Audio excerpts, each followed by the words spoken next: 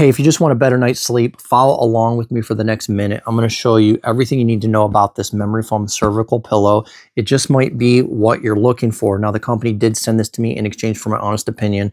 I've been using this for a little while now. A couple of things that you need to know. You see how we've got like a pad here and we've got a pad here, okay? And then we've got this middle area. These are for side sleepers. So we've got an area right here, ergonomic area where my arm just slips in.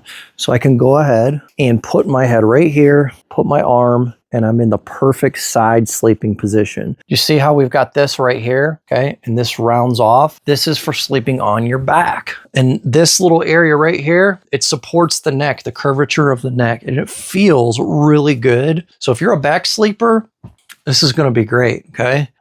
It definitely is supporting my head, kind of keeping it right where I need it. I'm not sinking down, but I'm not like, it's not pushing my head up. So check out the material. This is like a spandex or something, but it feels really cool to the touch. But I'm going to open this up for you.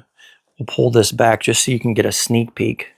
Look, there's actually 3 separate layers of foam in this pillow. We've got the bottom layer, we've got the middle layer, and then we've got a top really soft layer. So if you sleep on a regular pillow like this and you're thinking about switching over to something like this, give this one a shot. In my life, I've owned 2 similar pillows like this. Both of them were way too hard.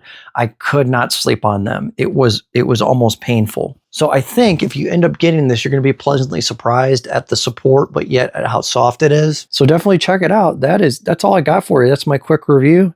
And as always, thanks for watching.